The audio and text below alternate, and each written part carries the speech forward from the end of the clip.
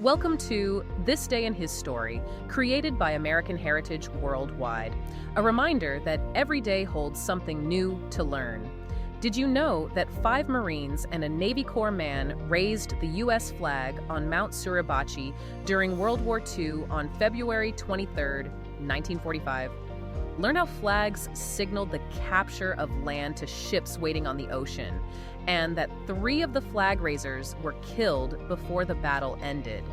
Discover the importance of the photo of the flag raising and how it became one of the most famous images of World War II, inspiring the U.S. Marine Corps War Memorial.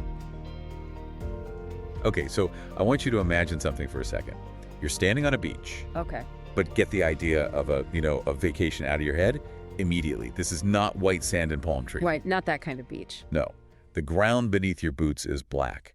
This deep, coarse, volcanic grit. And it's hot. Hot. Yeah, not just from the sun, but from the geothermal activity underneath you. The air smells like rotten eggs, sulfur, mixed with the cordite of thousands of artillery shells. That's a sensory assault. You're describing a place that sounds less like an island and more like, I don't know, the surface of the moon. Yeah. Or maybe hell itself. Exactly. And you're not alone. You're surrounded by this deafening roar of naval gunfire, the engines of landing craft, and the terrifying realization that you are standing in the middle of a pre-calculated kill zone. We are talking about Iwo Jima. Just a tiny speck of rock, 8 square miles, 750 miles south of Tokyo. It sounds like the setting for a nightmare, but for tens of thousands of young men in the winter of 1945, this was their entire universe. And that's what we're unpacking. That is what we are unpacking today. We're doing a deep dive into the Battle of Iwo Jima. We've gone through a stack of historical accounts, tactical breakdowns, and reflections on the aftermath, collectively titled The Sands of Iwo Jima, Sacrifice and Reconciliation.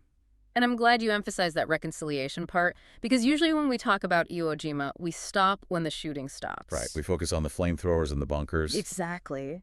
But the story we're looking at today pushes past the combat. It forces us to ask, how do 2 nations go from butchering each other on a sulfurous rock to being the staunchest of allies? That's the destination today. But to appreciate the peace, we have to understand the hell that came before it. For sure. Our mission is to move beyond that one famous photograph, the one with the flag, and really dig into the strategic nightmare of this island. We need to look at the why, the specific tactics that made this battle so unique, and the staggering human cost. And honestly, the why is where we have to start. Because looking back now, it seems insane. Why send 70,000 Marines to die for a rock that didn't even have fresh water? It's just 8 square miles of volcanic ash. It's not a city, not a factory center. But in 1944, 1945, real estate in the Pacific was all about geometry. It's about the radius of a B-29 bomber. The U.S. was pounding Japan from bases in the Marianas, which were a long, long haul away. A 3,000-mile round trip for those bombers. And the problem was the fighter escorts, wasn't it? The P-51 Mustangs couldn't make that trip. Exactly. The fighters just didn't have the range. So these huge bombers, the B-29s, were flying over Japan completely unescorted. Getting chewed up by Japanese air defenses. And if a bomber got damaged over Tokyo, it had nowhere to land, it had to ditch in the freezing ocean, and, usually the crews were lost. So Iwo Jima wasn't just a rock. It was a gas station and a lifeboat. It was an unsinkable aircraft carrier parked right on Japan's doorstep. If the U.S. took it, they could base P-51s there to protect the bombers, and damaged B-29s could make emergency landings. It was non-negotiable, strategically. Absolutely. That's why the invasion was greenlit. So the U.S. commits this massive force. We're talking nearly 70,000 Marines and Navy personnel. The Armada off the coast was the largest fleet assembled in the Pacific up to that point. And facing them on the island were roughly 18,000, maybe up to 21,000 Japanese defenders. Now let's just pause on those numbers. 70,000 versus, let's say, 20,000. Mm-hmm. If you just look at the spreadsheet, this looks like a blowout. You'd think, okay, massive firepower, 3-to-1 numerical superiority, should be a wrap in a few days. Yeah, that's certainly what the planners were hoping for. But numbers don't fight battles, terrain does. And Iwo Jima had some of the most hostile terrain in the history of warfare. Let's go back to that ash. because in the movies, it just looks like dirt. But the accounts we read, they describe something else entirely. It's physically exhausting just reading about it. This wasn't sand like you'd find at the beach. It was volcanic, ash-tiny, jagged grains. Think of it like a mix of, I don't know, coffee grounds and loose wheat. And it was deep, right? Incredibly deep. When the Marines hit the beaches on February 19th, 1945, they didn't run up the beach, they sank. Sank. Yeah. A Marine in full combat gear is carrying maybe 80 pounds of equipment. You step off the boat expecting hardpack, and you go in up to your ankles, then your knees. So it's like trying to run through quicksand. Or loose snow. You take one step up a dune, you slide back 2 steps. And these weren't gentle slopes. The bombardment had turned the beaches into these steep 15-foot terraces. So you have thousands of men trying to scramble up these sliding walls of ash, unable to move quickly, just clustered together. A perfect target. And the vehicles were useless. I read that the Shermans and the Amtraks, they just bogged down almost instantly. They were just churning their tracks, stripping their gears, effectively becoming stationary metal coffins. And here's the really scary part about the ash. You couldn't dig in. Because it just collapses back on itself. Right. A Marine's first instinct under fire is to dig a foxhole. But on Iwo, you dig a scoop, and the ash would just pour right back into the hole. So they were exposed, immobile, and completely vulnerable. And this is where the genius of the Japanese strategy comes into play. Because the Marines land, they're struggling in the ash, they're waiting for the hammer to drop, and nothing.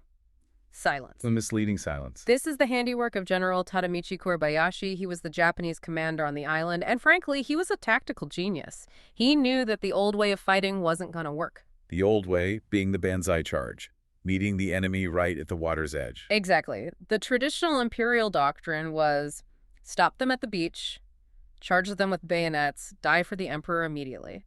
But Kuribayashi looked at the American firepower, the battleships, the planes, and said, if we go to the beach, we will be vaporized in an hour. So he just rewrote the book. Completely. He issued orders that were strictly enforced. No banzai charges. No glorious suicides. The goal was to kill 10 Americans for every 1 Japanese soldier. He wanted to bleed the invasion force dry, so he ordered his men to wait. That discipline is terrifying. You have thousands of soldiers hiding in the rocks, watching the Marines struggle up the beach, having them in their sights, and not firing, just waiting for the beach to get more crowded. It was a trap. He waited until the first wave was fully ashore, bogged down in the ash, with the second and third waves piling in right behind them. The beach was a parking lot of men and machinery. And then he unleashed hell. Artillery, mortars, machine guns, all from hidden positions. And not just hidden fortified. Which brings us to the tunnels. You can't understand Iwo Jima without understanding the engineering beneath it. The extent of it is just mind-blowing. They didn't just dig a few holes, they honeycombed the entire island. We're talking about 11 miles of tunnels connecting hundreds of bunkers. And these weren't primitive dirt holes. No, they had ventilation systems to clear out the sulfur fumes, they had command centers, hospitals, ammo dumps. So a Marine unit could blast a bunker, think they'd cleared it, and move past it. And 10 minutes later, Japanese soldiers would pop out of a tunnel entrance behind them, fire into their backs, and then vanish back underground. It turned the battle into a lethal game of whack-a-mole. A game you couldn't win. The Marines were fighting an enemy they literally could not see. And they couldn't even use the vegetation for cover. Because there wasn't any. Kuribayashi had practiced a scorched earth policy before the first American ship even arrived. He evacuated the civilians and burned every tree and bush on the island. He wanted clear lines of fire. So the Marines are on this gray, barren moonscape, visible from the high ground, fighting phantoms in the rocks. It's unbelievable that anyone could advance under those conditions. But they did, inch by inch. They eventually seized the airfields. But it took 5 weeks. 5 weeks of what can only be described as a meat grinder. The intensity just never let up. And the cost reflects that. The numbers are just, they're staggering. Nearly 7,000 U.S. Marines killed. And another 20,000 wounded? That's more than a third of the entire invasion force becoming a casualty. To put that in perspective, for the Marine Corps, this was the only battle in the Pacific where the U.S. casualties, dead and wounded combined, actually exceeded the number of Japanese dead. It was that ferocious. But the Japanese numbers, that's where you see the absolute commitment to Kuribayashi's fight to the death order. It's chilling. There were roughly 21,000 Japanese soldiers on that island. Do you know how many were taken prisoner during the battle? The records show it was something like 216. 216. Just think about that ratio. Out of 21,000 men, only 200 surrendered or were captured unconscious. Everyone else died. They died in the tunnels, they died in the bunkers, or they committed suicide rather than be captured. It was total annihilation. Amidst all this slaughter, though, there is one image that breaks through, the moment everyone knows. February 23rd, 1945. The flag raising on Mount Suribachi. We have to talk about this because I think there's a huge misconception about what that photo actually means. Oh, for sure. We look at it today. Joe Rosenthal's incredible shot of those 6 guys heaving the pole up, and we think, victory. We won. Right. It looks like the final scene of a movie, but in reality, it was practically the opening act. The battle started on February 19th. The flag went up on the 23rd. It was day 5 of a 36-day battle. So when that flag went up, the vast majority of the killing hadn't even happened yet. Not even close. Taking Mount Suribachi was a morale boost, for sure. And practically it was important because the Japanese had spotters up there calling down artillery on the beaches. So taking the high ground stopped that. But the main defensive lines in the north, They hadn't even been touched yet. and that context makes the fate of the men in the photo so tragic. I think it's important we name them. Corporal Harlan Block, Navy pharmacist's mate John Bradley, Corporal Rene Gagnon, PFC Franklin Sousley, Sergeant Michael Strank, and Corporal Ira Hayes. And because the battle wasn't over, 3 of those men, Block, Sousley, and Strank, never left the island. They were killed in action weeks after that photo was snapped. That just hits hard. You look at the photo and you see immortal heroes. But in that moment, they were just exhausted kids who had no idea they were about to walk into another month of hell. And the irony is they weren't even the first ones to raise a flag that day. Right. There was a smaller flag raised earlier, but a commander wanted a bigger one that the ships could see. So this was the replacement flag. It was almost an administrative task. Go swap the flag. But Rosenthal happened to be there. The wind caught the fabric just right, and he captured a composition that Renaissance painters would have killed for. It became the symbol of the war effort. It was on stamps, posters, war bond drives.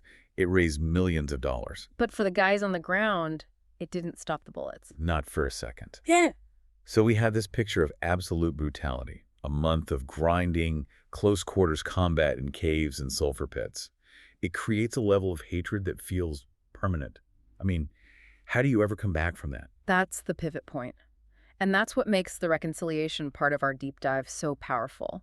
Because logic says these 2 nations should hate each other for a century. But they don't. Today, the U.S. and Japan are incredibly close allies. And the island itself has transformed. It has. The source material describes the Reunion of Honor. It's a joint memorial service held on the island. Veterans from both sides, the few that are left, and their families, they return to Iwo Jima. And they don't go to separate corners of the island. No. They meet together. There are memorials for the American fallen and the Japanese fallen. They stand on that same black ash near the spot where the flag was raised, and they pray together. There's a quote included in the research that I think frames this perfectly. It's from the Book of Mormon, actually, referencing a time of peace after a long, vicious war. It says, "And then they returned again and began to establish peace in the land, being troubled no more for a time with their enemies." Troubled no more. That's the heavy lifter in that sentence, isn't it? Because at Iwo Jima, the trouble was visceral hatred. We're not talking about a distant rivalry. This was intimate, hand-to-hand violence. So to go from that to where we are now, it requires a deliberate choice. It implies that peace isn't just the absence of shooting.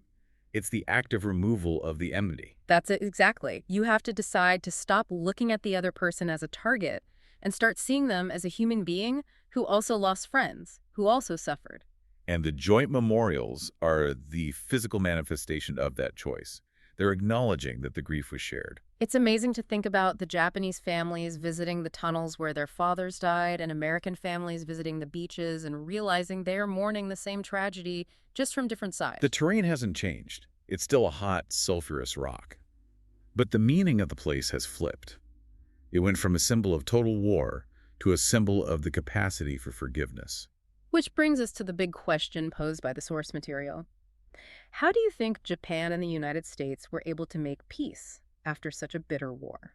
That really is the million-dollar question. And I think the answer lies in that shared sacrifice. Once the dust settled, Both sides looked at the cost, the 7,000 Marines, the 20,000 Japanese, and realized that the only way to honor that loss was to build something stable on top of it. Right. If you just keep hating, those deaths become meaningless. But if you build an alliance, a friendship, then maybe their sacrifice purchased a better future. It's a powerful lesson. We started this deep dive talking about volcanic ash that sucks you down, hidden bunkers, and a trap designed to bleed an army dry. And we're ending it talking about former enemies standing side by side on Mount Suribachi. It's a testament to the fact that history isn't static. Enemies don't have to stay enemies forever. We have the agency to change the narrative. So let's just recap the journey we've been on today.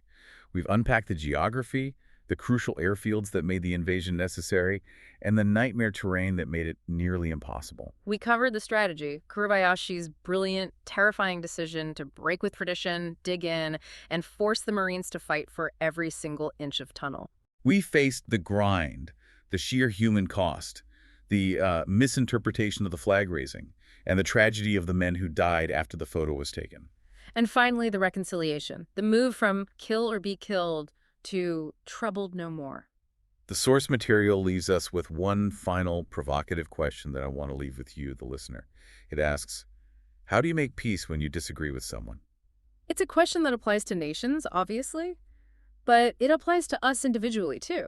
If the veterans of Iwo Jima men, who literally tried to kill each other with flamethrowers and bayonets, can find a way to shake hands and weep together on that mountain, surely there are paths to peace in our own conflicts. It puts our daily disagreements into perspective pretty quickly. It certainly does. From the steep black dunes of 1945 to the quiet, shared memorials of today, the story of Iwo Jima is about the worst of humanity, but ultimately also the best of it. Well said. Thanks for joining us on this deep dive. We'll see you next time. Thank you for joining us for this day in his story. May the lessons of yesterday inspire you to see God's hand today and to play your part in his story now. For more faith-based learning, visit ahsworldwide.org, the homeschool for faith and family.